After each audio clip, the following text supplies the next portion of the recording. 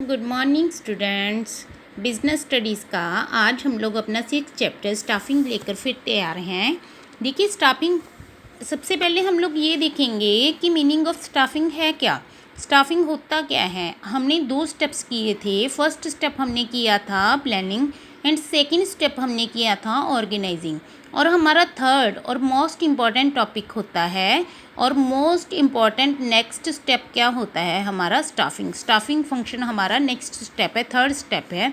अब हम इसमें स्टाफिंग का प्रोसेस देखते हैं कि कौन कौन से स्टेप्स हम लोग इसमें फॉलो करते हैं। फर्स्ट स्टेप है हमारा एस्टिमेटिंग मैन पावर रिक्वायरमेंट्स, कि इसमें हम लोग एस्टिमेट लगाते हैं कि हमको कितनी मैन पावर की ज़रूरत है। इसके लिए हम लोग 3 स्टेप्स फॉलो करते हैं। फर्स्ट स्टेप है हमारे पास वर्कलोड एनालिसिस। इसमें क्या है कि हम लोग ये फाइंड करते हैं कि हमको कितने नंबर और कितने टाइप्स के एम्प्लॉयज़ की ज़रूरत है, कि हमारा वर्कलोड कितना है, कि ऑर्गेनाइजेशन में कितना काम है, उसके लिए हमको उस काम को करने के लिए कितने नंबर ऑफ़ एम्प्लॉयज़ चाहिए और किस टाइप के एम्प्लॉयज़ हमको चाहिए, कितनी क्वालिफ़िकेशन के एम्प्लॉयज़ हमको चाहिए। नेक्स्ट है हमारा work force analysis. Work force analysis में क्या है कि हमारे पास एग्जिस्टिंग वर्क फोर्स कितनी है, कि जो हमारे पास एम्प्लॉयज़ काम कर रहे हैं वो कितने हैं और जितनों की हमको ज़रूरत है। देखिए कुछ वर्कर्स तो पहले ही ऑलरेडी काम कर रहे होते हैं। अगर वो रनिंग ऑर्गेनाइजेशन है, अगर न्यू ऑर्गेनाइजेशन है तो सारा स्टाफ हम लोग न्यू अपॉइंट करते हैं। लेकिन अगर वो कई बार क्या होता है कि कोई ऑर्गेनाइजेशन काम कर रही है और बीच में उसने कुछ ना कुछ और कोई और प्रोडक्ट साथ में प्रोड्यूस करना स्टार्ट कर दिया, तो उसके लिए उसको और स्टाफ की ज़रूरत होगी और एम्प्लॉयज़ की ज़रूरत होगी। तो उसके लिए वो देखते हैं कि हमारे पास एग्जिस्टिंग वर्कफोर्स कितनी है और हम लोग न्यू कितने अपॉइंट करें। नेक्स्ट आ गया हमारे पास कंपैरिजन।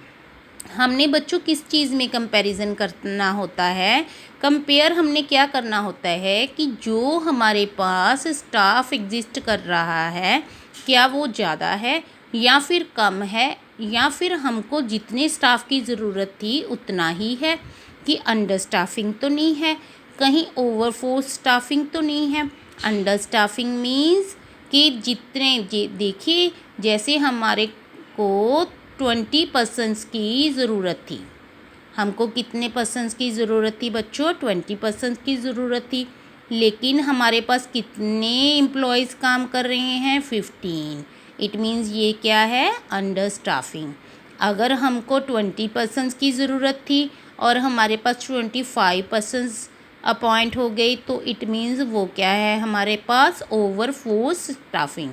ठीक है। नेक्स्ट फर्स्ट स्टेप हमने किया कि सबसे पहले हम लोग एस्टिमेट लगाते हैं। सेकंड हम लोग क्या करते हैं, रिक्रूटमेंट करते हैं। रिक्रूटमेंट क्या होता है, inducing the people to apply for the job in the organisation.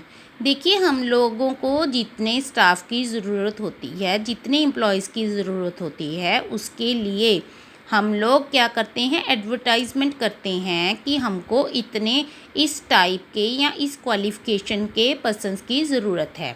तो उससे क्या होता है कि हमारे पास चॉइस हो जाती है, क्योंकि बहुत से लोग अप्लाई करते हैं तो हमको चॉइस मिल जाती है कि हम लोग उसमें से बेटर कैंडिडेट चूज़ कर सकें। देखिए क्या है, organisation can get more choice, कि ऑर्गेनाइजेशन के पास क्या हो जाती है, मोर चॉइस हो जाती है एंड सेलेक्ट बेटर कैंडिडेट, और वो बहुत अच्छा कैंडिडेट चूज़ कर सकते हैं। नेक्स्ट क्या आ गया हमारे पास कि वो सिलेक्शन। अब देखिए रिक्रूटमेंट कर दी हमने, एडवर्टाइजमेंट कर दी, और लोगों ने जो पर्सन्स जॉब के लिए इच्छुक थे, जिनको ऐसे था कि हमने जॉब करनी है या फिर हमारी ये क्वालिफ़िकेशन है, हम लोग इस जॉब के लिए एलिजिबल हैं, तो वो लोग अप्लाई कर देते हैं। उसके बाद ऑर्गेनाइजेशन नेक्स्ट स्टेप क्या लेती है, सिलेक्शन। सिलेक्शन क्या होती है, विच इन्वॉल्व्स टेस्ट लेती है, या तो फिर उनका कोई ना कोई टेस्ट लेती है या इंटरव्यूज़ लेते हैं। इससे वो क्या करते हैं, सिलेक्शन करते हैं। To select the better among the available. जितनी हमारे पास एप्लीकेशंस आई हैं उनमें से हमने सबसे बेटर और सबसे बेस्ट पर्सन चूज़ करना होता है। नेक्स्ट स्टेप हमारा क्या आ गया, देखिए हमने सिलेक्शन भी कर ली, एक पर्सन को अपॉइंट कर लिया।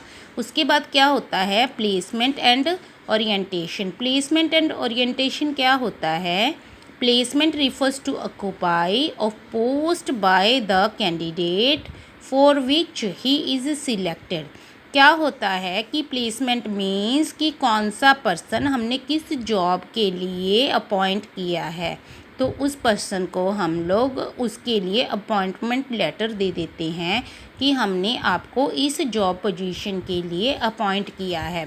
और देखिए दो शब्द हैं यहाँ पर, दो चीज़ें दी हुई हैं, एक प्लेसमेंट, सेकंड ओरिएंटेशन। ओरिएंटेशन का मीनिंग क्या होता है, ये होती है इंट्रोडक्शन कि जो न्यू एम्प्लॉय आया है उसकी हम लोग एग्जिस्टिंग एम्प्लॉयज़ के साथ इंटरेक्शन करा दें, उसकी उन एम्प्लॉयज़ के साथ इंट्रोडक्शन करा दें। नेक्स्ट क्या आ गया हमारे पास, ट्रेनिंग एंड डेवलपमेंट। ट्रेनिंग किस लिए होती है, टू मोटिवेट देम, उनको मोटिवेट करने के लिए, उनको और अच्छा बनाने के लिए हम लोग क्या करते हैं, ट्रेनिंग सेशंस लगाते हैं। कई बारी तो हम लोग अपनी ऑर्गेनाइजेशन में ट्रेनिंग सेशंस लगा देते हैं, कई बारी क्या होता है कि हम लोग और ऑर्गेनाइजेशंस में अपने एम्प्लॉयज़ को भेज देते हैं ट्रेनिंग लेने के लिए। इसमें भी ट्रेनिंग सेशन में, ट्रेनिंग एंड डेवलपमेंट में हम लोग और कुछ और स्टेप्स भी लेते हैं। देखिए इसमें क्या आ गया, परफॉर्मेंस अप्रेजल। क्या होता है कि हम लोग कई बारी ये देखते हैं कि उनकी परफॉर्मेंस क्या है, कि देखिए अगर हमने उन पर्सन्स को टारगेट दे दिया कि आपने डेली के 10 यूनिट्स प्रोड्यूस करने हैं, कितने यूनिट्स प्रोड्यूस करने हैं, 10 यूनिट्स प्रोड्यूस करने हैं, बट वो कितने यूनिट्स प्रोड्यूस कर रहा है, 8 यूनिट्स प्रोड्यूस कर रहा है। इट मीन्स क्या है, उसकी परफॉर्मेंस अच्छी परफॉर्मेंस नहीं है। तो हमने सबसे पहले ऑर्गेनाइजेशन का काम क्या होता है कि उसको उसका काम बताना कि आपने 10 यूनिट्स प्रोड्यूस करने हैं, तो वो उसको उसका काम बता दिया और उसके बाद उसको बताया जाता है कि इसी काम के अकॉर्डिंगली आपकी परफॉर्मेंस देखी जाएगी। अगर वो अच्छा काम नहीं कर पा रहे लेकिन वो उनकी क्वालिफ़िकेशन अच्छी है तो हम लोग उनके लिए ट्रेनिंग सेशंस लगाते हैं ताकि वो उनको ज़्यादा इम्प्रूव किया जा सके। नेक्स्ट क्या आ गया, प्रमोशन एंड कैरियर प्लानिंग्स। देखिए जब हम लोग उनको ट्रेनिंग देते हैं तो उनके पास उनको कैरियर प्लानिंग भी बताते हैं कि अगर आप लोग ये काम सीख जाओगे या फिर ऐसे काम करोगे तो कल को आपको क्या हो सकता है, जॉब इम्प्रूवमेंट हो सकती है कि आज आप इस पोस्ट पर हो, कल को हम लोग इससे अच्छी पोस्ट आपको प्रोवाइड कर सकते हैं। तो इसलिए क्या होता है, उनको प्रमोशन मिल सकती है और उनको उनके कैरियर की प्लानिंग बता दी जाती है। नेक्स्ट क्या आ गया, कंपनसेशन। बच्चों कंपनसेशन क्या होता है, प्राइस ऑफ द जॉब, कि उस जॉब के लिए उनको कितनी सैलरी दी जाएगी। जॉब में जो उनको दिया जाता है उसमें हम लोग क्या कुछ इंक्लूड करते हैं, एक तो उनकी सैलरी यानी कि पे, सेकंड क्या इंक्लूड करते हैं, कोई उनको रिवॉर्ड दिया जा रहा है या कोई अदर इंसेंटिव्स दिए जा रहे हैं, ये सारा कुछ हम लोग किस में इंक्लूड करते हैं, कंपनसेशन में। और उसके बाद हमारे पास जो उनको कंपनसेशन दे रहे हैं मींस उनको पेमेंट कर रहे हैं, ये हमारे पास दो टाइप्स की होती है, एक डायरेक्ट पेमेंट, एक इनडायरेक्ट पेमेंट। देखिए डायरेक्ट पेमेंट भी आगे दो टाइप्स की होती है कि डायरेक्ट पेमेंट में टाइम वेस्ट भी होता है, कई बारी हम लोग उनको जो सैलरी पे कर रहे हैं वो टाइम के अकॉर्डिंगली भी होती है कि आपने जैसे 5 आवर्स काम करना है तो आपको इतनी सैलरी मिलेगी, या फिर आपने 8 आवर्स काम करना है आपको इतनी सैलरी मिलेगी। या फिर कई बारी क्या होता है कि परफॉर्मेंस बेस्ड होती है कि आपने डेली के 100 यूनिट प्रोड्यूस करने हैं तो आपको इतनी सैलरी मिलेगी। तो हम लोग कई बारी यूनिट्स के अकॉर्डिंगली भी सैलरी उनकी डिसाइड कर लेते हैं। और इनडायरेक्ट पेमेंट में क्या आता है, कोई उनको इंसेंटिव दिए जा रहे हैं, कोई बोनस दिया जा रहा है, ये सब कुछ हम लोग इनडायरेक्ट पेमेंट में इंक्लूड कर लेते हैं। आज हमने स्टाफिंग की प्रोसेस की। नेक्स्ट टॉपिक के साथ नेक्स्ट वीडियो में फिर मिलेंगे, तब तक के लिए गुड बाय।